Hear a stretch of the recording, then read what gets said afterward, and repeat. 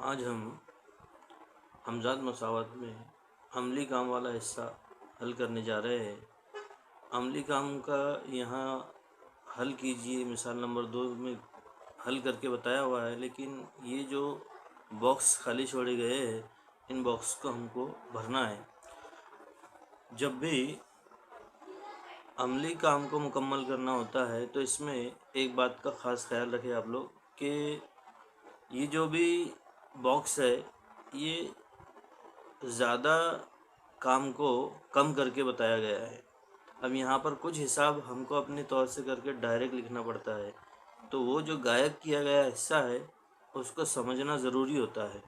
तो इस बात को अपने जहन में रखें और अब हम शुरू करते हैं।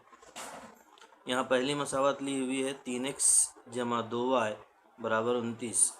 इसको मसावत नंबर 1 और मसावत नंबर 2 5y 5x नफ़ी y बराबर 18।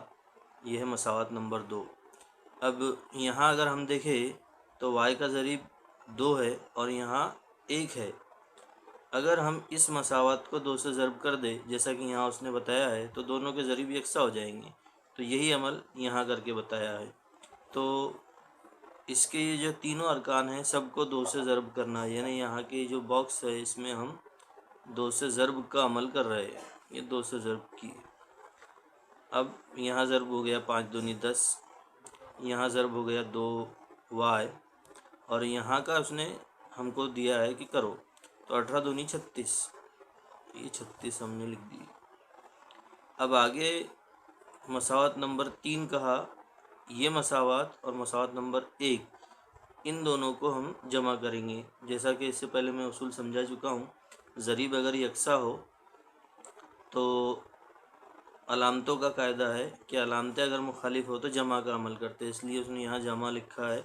अब यहाँ पर हम मसावत नंबर 3 लिखेंगे 10x नफ़ी 2y बराबर 36 और जमा का अमल कर रहे हैं। तो 3x और 10x मिलकर हो गए 13x। अब ये मनफी और मस्बत का अमल 2y में से 2y चले गए, इन दोनों की जमा करेंगे। 9 और 6 15 के 5, हासिल का आया 1, 2 और 3 5 और हासिल का 1 मिला है 6। अब ये 13 ज़र्ब में है, जब इधर जाएंगे तो तकसीम में जाएंगे, तो मैं इधर लिखकर बताता हूँ तकसीम का अमल। अब यहाँ हम 13 का पहाड़ा इस्तेमाल करेंगे। 13 1 13, 13 पंजे 65, यानी ये कीमत आई है 5। जब x की कीमत हम लिखेंगे तो यहाँ लिखेंगे 5। अमली काम में जब हमारे को नहीं समझता तो हम कभी कभी नीचे के स्टेप का भी इस्तेमाल करके जवाब हासिल कर सकते हैं। जैसा कि यहाँ उसने लिखकर बताया x बराबर 5, यहाँ से ये कीमत हम यहाँ भी ले सकते हैं बगैर किसी दिक्कत के। अब ये कीमत जो है मसावत नंबर 1 में रखने वाले हैं। मसावत नंबर 1 है 3x जमा 2y बराबर 29। x की कीमत जैसा कि हमको मालूम है 5, उसको ज़र्ब करके यहाँ लिखना है। 3 5 15। अब ये यहाँ अलामत नहीं है, मतलब मस्बत। अलामतों का कायदा हम समझ चुके हैं, मस्बत दूसरी तरफ जाकर मनफी होता है, तो ये इधर आकर मनफी होगा 15। 29 में से 15 तफरीक करेंगे, 9 में से 5 गया 4 बचे, 2 में से 1 गया 1 बचे। अब ये 2 दूसरी तरफ जब जाएगा तो तकसीम में जाएगा। तकसीम का अमल मैं यहाँ पर लिख देता हूँ 14/2, 2 1 2, 2 7 14, यानी 7 कीमत आई है, तो ये यहाँ पर हम लिखेंगे। इस तरह से x की कीमत हमको हासिल हुई है 5 और y की कीमत हासिल हुई है 7। यहाँ पर ये पहला अमली काम मुकम्मल हुई है 7। यहाँ पर ये पहला अमली काम मुकम्मल हुआ।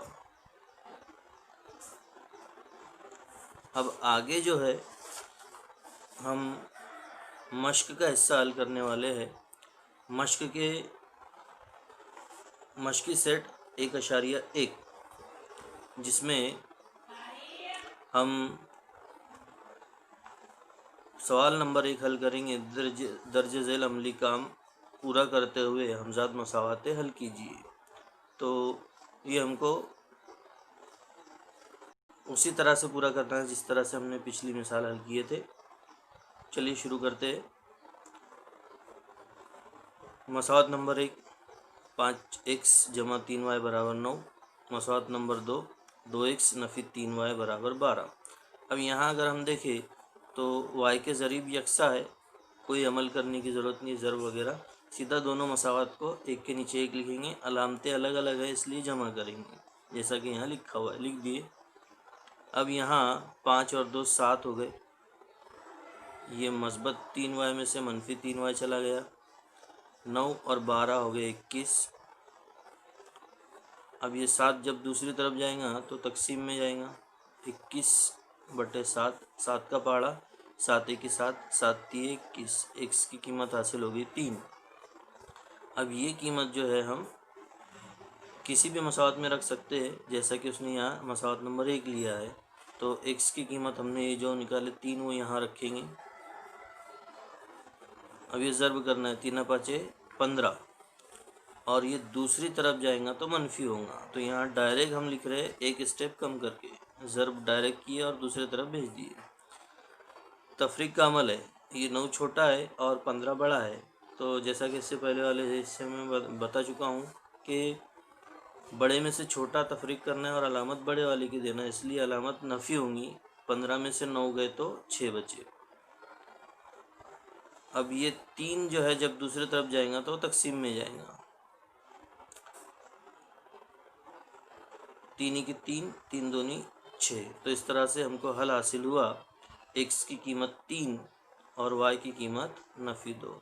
तो इस तरह से हमने ये अमली काम पूरा किया। इस तरह से यहाँ पर हमारा ये हिस्सा मुकम्मल हुआ। इंशाअल्लाह आइंदा वक्त में हम आगे का हिस्सा मुकम्मल करेंगे।